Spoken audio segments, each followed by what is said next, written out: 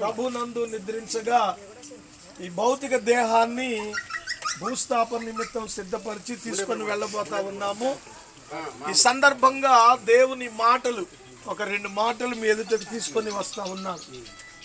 చదవబడిన వాక్య భాగంలో దేవుడు మనుషులను మంటి చేత నిర్మిస్తున్నాడని, ఒక దినాన్న తిరిగి రమ్మని దేవుడు పిలవగా ఈ ప్రాణం ఈ లోకంలో మానవుని విడిచి వెళ్ళిపోతా ఉంది. సో ప్రతి మనిషి యొక్క మరణము అనేది దేవుని యొక్క ప్రణాళిక, దేవుని యొక్క ఏర్పాటు ద్వారా సిద్ధపరచబడతా ఉంది. మానవుడు మంటి చేత నిర్మించబడి తాను సృజించిన దేవుని పిలుపు, దాని పేరే మరణం. దానికి మనం 10 రకాలుగా పేర్లు పెట్టుకుంటాం. ఎందుకంటే లోకంలో నింద లేకుండా బొందిపోదని ఒక సామెత ఉంది. ఏదో కారణంతో మానవుడు చనిపోతాడు, కానీ చనిపోవడం అనేటువంటిది దేవుని యొక్క ప్రణాళిక. అయితే ఏ దేవుడు సృజించాడో ఆ దేవుని దగ్గరకు తిరిగి వెళ్ళడం అనేదే మానవ జీవిత ప్రణాళికలో ప్రాముఖ్యమైన ఘట్టం. కులం, మతాలు అనేటువంటి వాటికి అతీతంగా మరి తల్లిగారు యేసు ప్రభువుని నమ్ముకొని యేసు ప్రభువుని రక్షకునిగా స్వీకరించి రక్షణ పొంది సంఘ క్రమంలో మరి కొనసాగినటువంటి మంచి భక్తిపరురాలు, మరి మంచి ప్రార్థనా పరురాలు, దేవుని యందు విశ్వాసం కలిగినటువంటి తల్లి.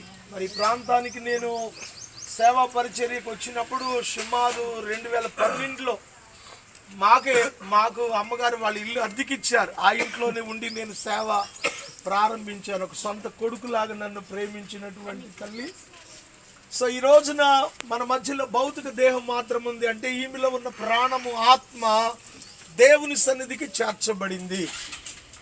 సో ఇప్పుడు ఆమె యొక్క ఆశ పిల్లలుగా తల్లిదండ్రుల యొక్క కోరికలు తీర్చాలని, కూతుళ్ళు, కొడుకులు, మనవళ్ళు, మనవరాలు, బంధువులకి చాలామందికి కోరికలు ఉంటాయి.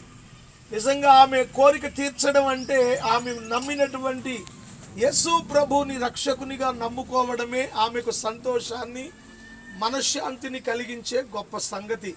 యేసు ప్రభు నిజమైన దేవుడు, సర్వమానవ జాతిని సృజించిన సృష్టికర్త.